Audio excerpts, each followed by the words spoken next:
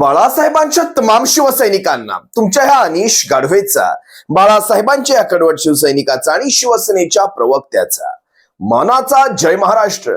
जर अजूनही शिवसेना एक वादळ या आपल्या हक्काच्या माध्यमाला शिवसैनिकांना सबस्क्राईब करायचं राहून गेलं असेल तर तुम्हा सर्व शिवसैनिकांना पुनश्च कळकळीची विनंती. आता ताबडतोब शिवसेना एक वादळ आपण सर्व शिवसैनिकांनी लाखोंच्या संख्येने सबस्क्राईब ठेवा. उभ्या महाराष्ट्राच्या कानाकोपऱ्यात आपल्या शिवसेनेच्या विचारांना पोहोचवणाऱ्या या माध्यमाला आपण सर्वांनी मिळून मोठं करा ही नम्र विनंती करतो. काल आपण पाहिलं असाल कशा प्रकारे सभागृहात गोंधळ, कोणी कोणाचा बाप काढतंय, कोणी कोणाचा आजोबा काढतंय. खरं तर गेल्या 3 दिवसांपासून जर आपण हा तमाशा पाहत असाल, खरं तर मला तमाशालाही कुठेही बदनाम करायचं नाही, कारण ती एक लोक परंपरा आहे, पण महाराष्ट्राच्या विधानसभेचा तमाशा करून ठेवलेला आहे. गेल्या 3 दिवसांपासून अबू असीम आझमी समाजवादी पक्षाचा हा आमदार महाराष्ट्र राज्याचं अर्थसंकल्पीय अधिवेशन खाऊन गेला. 3 दिवसांपासून आपण पाहत आहात काय तमाशा चालू आहे ते. म्हणजे जेव्हा जेव्हा भारतीय जनता पक्षाला गरज पडते, जेव्हा जेव्हा भारतीय जनता पक्ष अडचणीत येतो, त्या वेळेस अबू असीम आझमी असेल किंवा MIM सारखे पक्ष असतील, हे भारतीय जनता पक्षाला मदत करून जातात. काही ना काहीतरी कॉन्ट्रोवर्शियल स्टेटमेंट द्यायचं. अशा प्रकारच्या अर्थसंकल्पीय अधिवेशन असतील, हिवाळी अधिवेशन असतील, पावसाळी अधिवेशन असतील, याच्या पूर्वसंध्येला एखादं स्टेटमेंट द्यायचं, सबंध अधिवेशन त्याच्यामध्ये खर्ची घालायचं. म्हणजे महाराष्ट्रातले प्रश्न, मूलभूत प्रश्न, जनतेचे प्रश्न बाजूला ठेवायचे आणि ह्याच प्रश्नांवर चर्चा करायची. अगदी एकच दिवस अगोदर, म्हणजे ज्यावेळेस या वाल्मिक कराडचं असेल, धनंजय मुंडेचं प्रकरण असेल, आता काल जयकुमार गोरेंचं प्रकरण बघा, ते नागडे फोटो पाठवणं, या अशा प्रकारच्या गोष्टी महाराष्ट्रात घडत असताना हे काय चालू आहे? आपण जनता म्हणून कधी याचा उहापोह करणार आहोत की नाही करणार आहोत? आता अबू असीम आझमी, आता बघा त्याला निलंबित केलंय, पण हे निलंबन किती दिवसांसाठी राहते पाहायचंय तुम्हाला? मी तुम्हाला लिहून देतो बघा. आता 27 मार्चला, येत्या 27 मार्चला महाराष्ट्र राज्याच्या विधान परिषदेच्या निवडणुका आहेत, जवळपास 5 जागांसाठी. या भारतीय जनता पक्षाला जे वाढीव उमेदवार उभे करायचे असतात ना, ते ह्यांच्या जीवावर उभे करायचे असतात. अगदी मागच्याही निवडणुकीचं, म्हणजे हा अबू असीम आझमी काल शिवसेनेचे युवा सेना प्रमुख किंवा शिवसेना नेते आदित्य साहेब ठाकरे ज्यावेळेस म्हणाले की ही कशी बी टीम सारखी काम करते, जसं अडचणीत आल्यानंतर एखादं स्टेटमेंट द्यायचं, यांच्या इतर प्रश्नांकडे दुर्लक्ष करायचं आणि ह्या नेत्यांच्या स्टेटमेंटवर आपण उत्तर देण्यामध्ये वेळ खर्ची घालायचा किंवा त्याच गोष्टी बाहेर काढायच्या. आता झालंय कसं बघा, 27 तारखेच्या निवडणुकीसाठी अबू आझमीचं मत, त्या रईस शेखचं मत, समाजवादीचे 2 आमदार आहेत महाराष्ट्रामध्ये, त्यानंतर MIM चे सुद्धा 2 मतं आहेत महाराष्ट्रामध्ये. या सगळ्यांची मतं कुणाकडे जाणार आहेत पहा. मागच्या वेळेस ज्यावेळेस 26 5 आमदारांसाठी भाजपने 26 चा कोटा ठेवला, तुम्ही पाहिलं असाल 26 मधलं एक मत सुद्धा फुटलं नाही भाजपचं. आणि ह्या 26 चा कोटा पूर्ण करण्यासाठी भारतीय जनता पक्षाकडे तेवढे आमदार नव्हते. मग आता यावेळेस, आता विचार करा, यावेळेस भारतीय जनता पक्ष ज्यावेळेस वाढीव उमेदवार देणार, त्यावेळेस तो कोटा पूर्ण करण्यासाठी या अबू असीम आझमीचं मत हाच भारतीय जनता पक्ष खाऊन जाणार. म्हणजे सभागृहाच्या आतमध्ये घसा कोकळायचा. यांच्या बगल बच्च्यांनी, म्हणजे शिंदे टोळी असेल, अजित पवार गट असेल, यांनी आंदोलन करायची, हातात फ्लेक्स घ्यायचे की अबू असीम आझमीला निलंबन करा. काय काय त्यांचे ते नेते बोंबलत सुटले होते. तो काल गुलाब पाटील, म्हणजे या गुलाब पाटलासारख्या माणसाला खरं तर शिवसैनिक आम्ही एक वेळेस म्हणत होतो. म्हणजे गुलाब पाटील असेल किंवा हा रामदासांचा कदम असेल किंवा हा कदमांचा रामदास असेल, या असल्या नेत्यांना शिवसैनिकांनो आपण एक आदर्श मानत होतो एकेकाळी. मला अजूनही आठवतो ह्या गुलाब पाटलाच्या त्या शेरो शायऱ्या, रामदास कदमाची भाषणं. पण आज ह्या माणसांनी, म्हणजे खरं तर शिवसेना फुटल्यानंतर, ही गद्दारी झाल्यानंतर सगळ्यात पहिले जर 5 नेते घेतले ना शिवसैनिकांनो, 5 नेते ज्यांना आपण कडवट मानत होतो, ज्यांच्याकडून कधी अशा अपेक्षा नव्हत्या, या पहिल्या 5 नेत्यांमध्ये ह्या रामदास कदमाचं, ह्या गुलाब पाटलाचं नाव आघाडीवर आहे, आघाडीवर तोंड सोडण्यामध्ये. काल गुलाब पाटलाने थोडी तरी ज्या ताटात खाल्लं, त्याच ताटात आता माझ्या तोंडात ते शब्द, आणि सकाळी सकाळी मला शिवसैनिकांना हे शब्द ऐकवायचे नाहीत. कुठतरी शिवसैनिकाची भाषा अशी उफाळून येत असते, पण ज्या ताटात खाल्लं त्या ताटात आपण छेदच म्हणूया, चला फक्त छेद. जिस थाली में खाया उसी थाली में छेद कर दिया. ज्याचा बाप आपण काढलात ना, त्या आदित्य साहेबांचा आपण जो बाप काढलात ना, थोडी तरी जनाची किंवा मनाची लाज लज्जा आपल्या मनामध्ये यायला हवी होती. ज्यांनी म्हणजे स्वर्गीय बाळासाहेबांनी, वंदनीय हिंदू हृदय सम्राट सरसेनापती श्रीमान बाळासाहेब ठाकरेंनी आणि त्यानंतर उद्धव साहेबांच्या काळात तुम्हाला मंत्रीपद मिळाली, ज्यांच्या काळात आपण मंत्री झालात ना, खरं तर यांच्यावर बोलताना कुठतरी जीभ अशी अडखळायला हवी होती की तुझ्या बापाला कळालं म्हणून त्याने मला हे खातं दिलं. अरे तुझ्या बापाला तुझ्यातले गुण कळाले नव्हते. जर ते गुण कळाले असते ना तर तुम्हाला खातं नाही. परत मी त्याच भाषेवर येतोय म्हणून मला त्या भाषेवर जायचं नाही. पण लक्षात घ्या शिवसैनिकांनो, ही अशा प्रकारची सभागृहाच्या आतमधली भाषा या गुलाबराव पाटलासारख्या मंत्र्याने वापरावी की तुझ्या बापाला, म्हणजे कशा प्रकारचे शब्द. आणि भर सभागृहामध्ये आपण ज्या वेळेस आमदाराने विचारलेल्या, म्हणजे आदित्य साहेबांनी विचारलेल्या प्रश्नावर उत्तर देऊ शकत नाही, आपण त्यांनी केलेल्या काउंटरला काउंटर शब्दाने करू शकत नाही, त्यावेळेस ही अशी भाषा काढली जाते. अध्यक्ष महोदय, हे खरं तर विधिमंडळ आहे, कायदे मंडळ आहे. की आधी पण आम्ही सांगितलं होतं की विरोधी पक्ष जरी असला तरी आम्ही सत्ताधारी पक्षाशी जिथे जिथे कायदे बनवायचे असतील, चांगले काही सूचना द्यायचे असतील, चला बोला, तिथे आम्ही सूचना करू आणि सहकार्य करू. इथे अनेक मंत्री येतात, अभ्यास करून येतात, स्वतः मुख्यमंत्री महोदय स्वतःचे उत्तर देतात, उपमुख्यमंत्री उत्तर देतात. अध्यक्ष महोदय, माझी आपल्याकडे विनंती राहील की आपण आपल्या दालनात ह्या विषयाबद्दल एक बैठक बोलवा.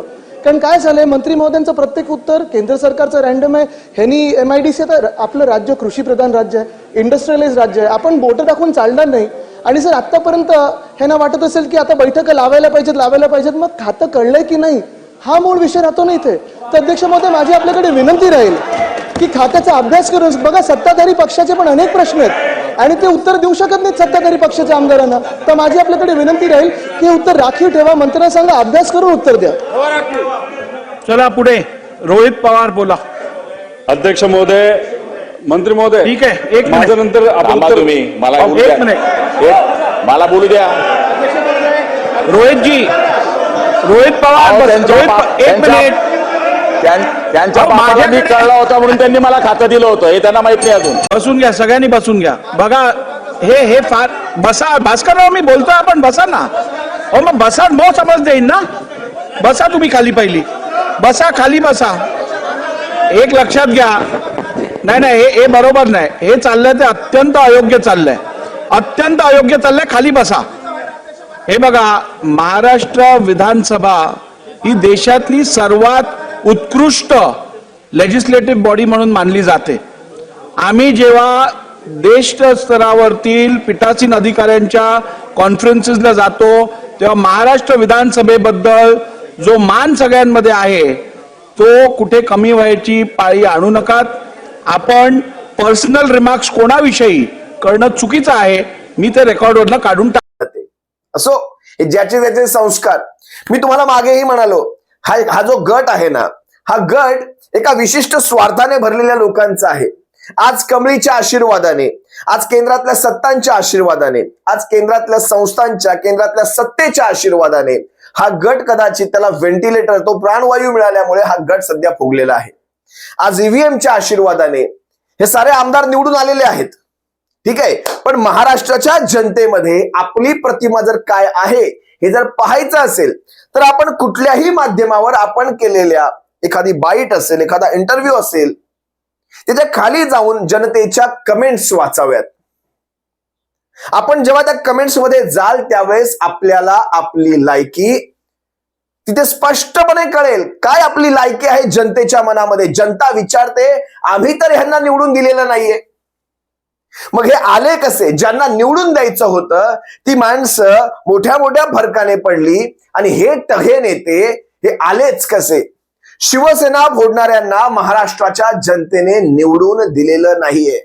हा जो विजय संपादन केलेला आहे, हा विजय हा महाराष्ट्राच्या जनतेने दिलेला नाहीये.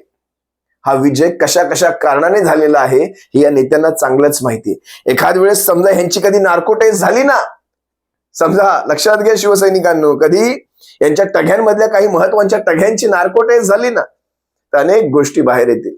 अनेक. मला कालच्या त्या स्टेटमेंटचं नवल वाटत होतं की एखाद्या माणसाने किती खालच्या थराला जावं. बाप काढताय तुम्ही. ज्या वेळेस बघा, शेवटी मी वारंवार एक गोष्ट सांगत असतो, बघा हीच परिस्थिती कायमची राहत नसते. परिस्थिती चढता आलेख हा कायम उतरत असतो. ते गाणं आहे ना, खूप सुंदर गाणं आहे, चढ़ता सूरज धीरे धीरे एक दिन ढलता है ढल जाएगा, चढ़ता सूरज ढलता है ढल जाएगा. प्रत्येकाचा चढता आलेख हा एक दिवस खाली येत असतो. गुलाब पाटील आपल्या तोंडाने जे जे काही आपण बरळलाय, आता मी बरळलाय हा शब्द वापरलाय, पुन्हा तोंडात बरेच शब्द येतात, पण कालची यांची स्टेटमेंट आठवल्यानंतर मला ते कुठेतरी उद्विग्न होतं मन ह्या सगळ्या गोष्टी पाहिल्यानंतर. ठीक आहे, आज आदित्य साहेबांनी त्यांना शांततेत उत्तर दिलेलं आहे आणि हीच शांतता महाराष्ट्राची जनता पाहते की आपल्याला नेतृत्व कसं हवंय, संयमी नेतृत्व कसं हवंय, महाराष्ट्राच्या विकासाला पोषक नेतृत्व कसं हवंय, ना की हे टघे मंत्री. यांनी काल पुन्हा आव आणला, पुन्हा यांनी MIM ची नावं काढली, पुन्हा यांनी सपाची नावं काढली. जवळपास तिसरा दिवस खर्ची घातला, जवळपास तिसरा दिवस. आज मला वाटतं आज की कालच त्या नितेश राणेने सुद्धा तेच केलं. म्हणजे आज काय झालंय, महत्वाच्या प्रश्नांना भगल द्यायची आहे ना, तर ह्या सगळ्या प्रश्नांना हात घालायचा. मी आजच सांगतो, महाराष्ट्राच्या जनतेला इथून सांगतो, या व्हिडिओच्या मार्फत सांगतो, बघा आज यांनी दिलेली सर्व आश्वासनं, अगदी लाडक्या बहिणींची आश्वासनं असेल, अगदी शेतकऱ्यांची आश्वासनं असेल, किंवा सर्वसामान्यांनी दिलेली आश्वासनं असतील.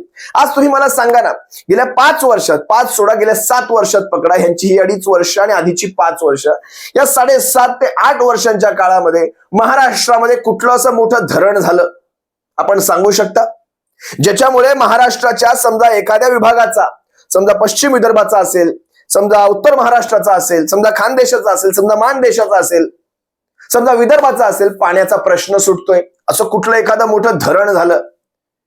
त्याच्यानंतर समजा चला हे धरण वगैरे फार मोठं झालं, यांची लायकी तेवढी नाही, एखादा असा कुठला प्रकल्प झालाय, नदी जोड सारखा झालाय नाही, एखादा सिंचन प्रकल्प, कालवे जोड प्रकल्प कुठला झालाय नाही. पण ह्यांनी काय केलं, यांनी एक गोष्ट मात्र आवर्जून केली, मुंबईला गुजरातशी जोडलं, दिल्लीला मुंबईशी जोडलं, यांनी मला वाटतं अहमदाबादला मुंबईशी जोडलं, यांनी पुण्याला जोडलं, यांनी नागपूरला मुंबईशी माफ करा गुजरातला नागपूरशी जोडलं. ही जोडाजोडी मात्र चालू आहे. यांनी काय केलं, मुंबईच्या कंपन्या बाहेर नेऊन ठेवल्या, गुजरातमध्ये घातल्या. गुजरातची इंडस्ट्रियल डेव्हलपमेंट कशी होईल पाहिलं. महाराष्ट्रामध्ये एखादी नवीन MIDC स्थापन झाली गेल्या 5 वर्षामध्ये, आठवून दाखवायचं, एक नाव सांगायचं की महाराष्ट्रामध्ये हा इंडस्ट्रियल हब हे डेव्हलप झालेलं आहे या 5 वर्षामध्ये, या 7 वर्षामध्ये. महाराष्ट्रामध्ये एवढ्याचा नवीन एम्प्लॉयमेंट जनरेट झालेला आहे. पण त्याच्या बदल्यात त्यांनी काय केलं, हे तर केलं नाही. महाराष्ट्रामध्ये असे प्रकल्प आणले जेणेकरून महाराष्ट्राची जी भौगोलिक परिस्थिती आहे, जी स्वच्छता आहे कोकणाची, कोकणाच्या समुद्रांची, ती कशी नष्ट होईल, कोकणाची ती जैवविविधता कशा प्रकारे नष्ट होईल, अशा प्रकारचे ते बारसू, नाणार, जैतापूर अशा प्रकारचे यांचे प्रकल्प आले. हे होत आहे तुमच्या माझ्या बाबतीत. कधी आपण ह्या गोष्टीत लक्ष घालणार आहोत? लक्ष घालायला हवं शिवसैनिकांनो, लक्ष घालायला हवं महाराष्ट्राच्या जनतेवर. कारण आज ही सुरुवात आहे, हे पाशवी बहुमत आहे. यांना विरोध करण्यासाठी साधा आपला विरोधी पक्षनेता सुद्धा हे पटकन देणार नाहीत. मी तुम्हाला आजच सांगतो, इतकं सोपं नाही यांच्याकडून ह्या सगळ्या गोष्टी काढून घेणं. आज महाराष्ट्राच्या विधानसभेमध्ये साधा विरोधी पक्षनेता नसणं हे किती घातक आहे या लोकशाहीसाठी, या लोकशाहीच्या बळकटीसाठी. म्हणजे बिना विरोधी पक्षनेत्यासह महाराष्ट्राचं सभागृह चालणं किंवा अधिवेशन चालणं हे किती घातक आहे. कारण ह्यांना प्रश्न विचारण्याचे जे अधिकार विरोधी पक्षनेत्याकडे असतात ते अधिकारच आपल्याकडे नाहीत. हे जे करतील तो कायदा, पाशवी बहुमत यालाच म्हणतात. आज विरोधकांमध्ये आपण 40-45 आमदार, त्यातले सुद्धा कित्येक आमदार फोडण्याची यांची तयारी चालू आहे. कित्येक आमदार काढून घ्यायचे, म्हणजे विरोधात यांना माणूसच ठेवायचा नाही. याला आपण म्हणतो हुकुमशाही. महाराष्ट्राच्या विधानसभेने ही असली परिस्थिती या अगोदर कधीही पाहिली नव्हती. अशा प्रकारे महाराष्ट्राच्या विधानसभेमध्ये एखाद्या पक्षाला, म्हणजे कंबळी सरकारला सोडून द्या, पण कुठल्याही एका पक्षाला महाराष्ट्राने आजवर कधी बहुमत दिलं नव्हतं. जे सरकारच्या अतिशय जवळ जाईल, सरकार स्थापनेच्या अतिशय जवळ जाईल. आज 133 ते 135 आमदार घेऊन हा भारतीय जनता पक्ष सरकार स्थापनेच्या अगदी 80 आमदारांचा फरक ठेवून पुढे गेलेला आहे. एवढं बहुमत आजवर महाराष्ट्राच्या इतिहासात. मग आज हे असं नेमकं काय घडलं की भारतीय जनता पक्षाला ह्या कंबळीला एवढा पाशवी बहुमत मिळावं. म्हणजे 2014 मध्ये ज्यावेळेस नरेंद्र मोदींची कारकीर्द देशासाठी नवीन होती, लोकांना उत्सुकता होती हा व्यक्ती म्हणून काय करणार आहे. गुजरातचा मुख्यमंत्री म्हणून ठीक आहे, आपण एक लिमिटेड कार्य पाहिलं होतं, पण देशाचा पंतप्रधान म्हणून हा काय करणार आहे या उत्सुकतेपोटी आणि त्यानंतर अण्णा हजारांनी नांगरून ठेवलेल्या मशागत केलेल्या जमिनीमुळे यांची कारकीर्द आपल्याला पाहावी लागली. खर तर हे अण्णांचंच देण आहे. मनमोहन सिंगांचं सरकार उलटणं हे अण्णांचीच देण आहे. पण त्यानंतर 14 मध्ये सुद्धा जे वातावरण तयार झालं होतं मे अण्णा हजारे आणि भ्रष्टाचारच्या विरोधात ते लोकपाल जनपाल, विचार करा आज तसं वातावरण नसताना सुद्धा, त्याचा 1% सुद्धा वातावरण नसताना सुद्धा, म्हणजे तेव्हा जेवढे आमदार मिळाले नाहीत 123, त्याच्याही पेक्षा जास्त आमदार 135 पर्यंत मिळण्याचं आता कुठलीही परिस्थिती नसताना हा मशीन तोड विजय कसा काय झाला बुवा. या गोष्टी काहीतरी आपण लक्षात घेणार आहोत का? आज आपण कुठेही खचून जायचं कारण नाही, पण आपलं कार्य आपल्याला चालू ठेवावं लागणार, नाहीतर महाराष्ट्र फुकून खातील. हे असंच अबू आझमी काहीतरी स्टेटमेंट देणार, आपण त्याच्यामध्ये अडकून पडणार. त्यानंतर MIMचा एखादा उठणार, तो काहीतरी स्टेटमेंट देणार, आपण त्याच्यामध्ये अडकून पडणार. महाराष्ट्राच्या या महापुरुषांना अशा प्रकारे वापरलं जातंय. अगदी महात्मा फुलेंचं मागे नाव निघालं, डॉक्टर बाबासाहेब आंबेडकरांचं नाव निघतंय. तुम्ही पहा ना, छत्रपती शिवरायांचा अपमान या भारतीय जनता पक्षाच्या कित्येक नेत्यांनी केलेला आहे. अगदी तो सुधांशु कोण यांचा तो प्रवक्ता, अगदी हा कोश्यारी, तो छिंदम, आत्ताचा तो कोरटकर, तो सोलापूरकर. पण कशा प्रकारे अबू आझमीचं स्टेटमेंट धरलंय, अबू आझमीला निलंबित करायचं, 8-10 दिवस त्यात घालवायचे. जशा विधान परिषदेच्या निवडणुका येतील अबू आझमीचं निलंबन मागे, अबू आझमी सभागृहामध्ये, अबू आझमी सभागृहात जाऊन मत देणार आणि त्याच्यासाठी ही तोडपाणी होणार. तुझं निलंबन मागे घेतोय, तू एक काम कर, मत देऊन घ्या मला. या अशा गोष्टी महाराष्ट्रातली जनता पाहते. असो, मी जे म्हणतोय माझ्या बोलण्यातला मतितार्थ तुम्हाला कळतोय. या सगळ्या गोष्टी पोहोचवा, जनतेपर्यंत पोहोचवा. ज्यावेळेस तुम्हाला प्रश्न विचारले जातात सर्वसामान्यांकडनं, त्यावेळेस प्रश्नांना काउंटर करायला शिका आणि त्यांच्या प्रश्नांची उत्तरे देऊन त्यांचं मन वळवायचा प्रयत्न करा. कारण काय होतंय, माथ्यावर अशा 100 खोट्या गोष्टी मारल्या की सर्वसामान्यांचं मन देखील विचलित होतं. कुठतरी 101व्या वेळेस ते प्रश्न विचारतात, त्यावेळेस त्यांच्या प्रश्नांना ही उत्तरे तुम्हाला द्यावी लागतील. आज हेच समाज प्रबोधन आहे. याच समाज प्रबोधनातून आपल्याला महाराष्ट्र ह्या सगळ्या गर्तेतून बाहेर न्यायचं आहे, हे लक्षात घ्या. तुर्तास मी तुम्हा सर्वांची रजा घेतो. सप्रेम जय महाराष्ट्र बाळासाहेबांच्या शिवसैनिकांनो. काळजी घ्या. जय महाराष्ट्र.